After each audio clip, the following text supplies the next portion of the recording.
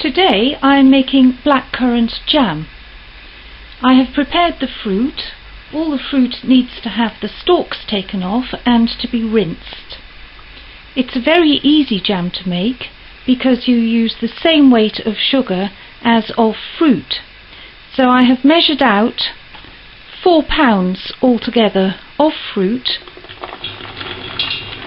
This is a mixture of frozen and fruit that has been picked this morning.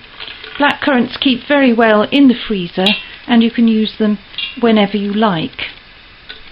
So, having put the fruit into the pan, it now needs to be just covered with water. So I'll make the fruit level and pour on some water.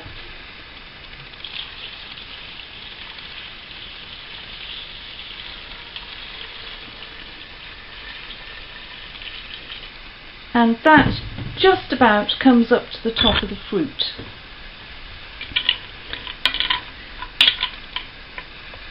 So I'll now turn on the heat and I'll bring it up to boiling, and then the fruit will be simmered, but first of all it needs to come up to boiling point.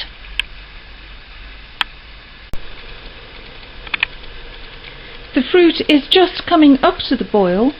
It's all gone into the water. It's a lovely deep red colour.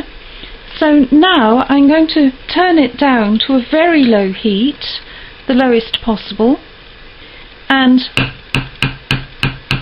put the lid on so it doesn't evaporate too much, and give it a long, slow simmer. And this is how all the pectin comes out of the fruit, with a long, slow cook.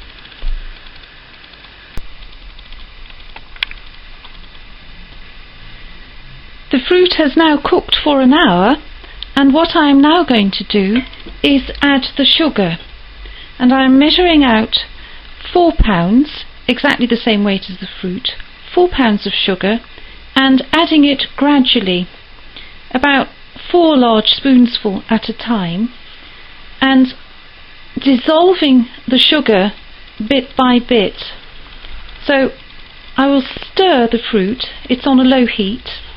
I will stir the fruit until all this sugar from the first 4 spoonsful have dissolved, and then I will add the next. And gradually I will add all the sugar bit by bit and dissolve it, all the time keeping the fruit on a low heat. The sugar has all now been added, and the pan now looks rather more full.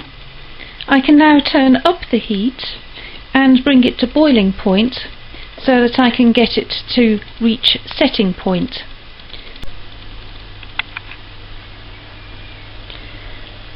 I've let the jam boil for just over 6 or 7 minutes. I turned it off for a moment for it to calm down, and I've turned it back up to the boil, and you can see that the bubbles are dark, there's no pale froth, and the mixture is now fairly thick. So what I'm going to do now is turn the heat off and test a little drop on a plate and let it cool in the fridge. This plate has already been in the freezer to cool it down. So what I'm going to do is put this little drop of jam on here. I'll let it stand in the fridge for a few minutes and I'll see what it's like, whether it's setting yet.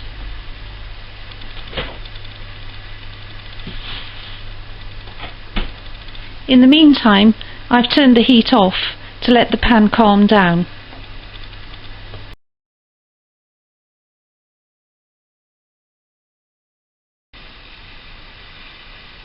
I've boiled up the mixture 3 times altogether for a period of about 7 or 8 minutes.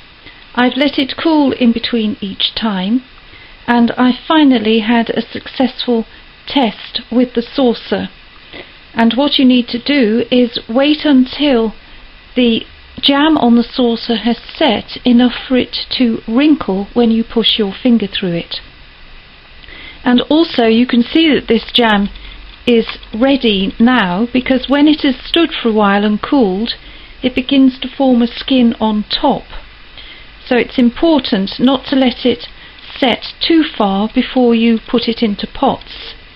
So I'm going to put a very low heat on under this, so that while I'm pouring it into the pots, it's not actually setting in the pan. So I've got some warm jars in the oven, and I'm going to be putting it into the jars now. So all I need to do now is pour the jam into the jars, and as I pour the jam in, I'm going to have a fork in there just in case the jam is a bit too hot for the jars. The fork takes some of the heat out, but these jars have been in the oven, so there's not a problem. So here are the jars all filled. The tops have to be screwed on tightly while the jam is still hot, and I've managed to make 8 full jars and 1 very nearly full jar.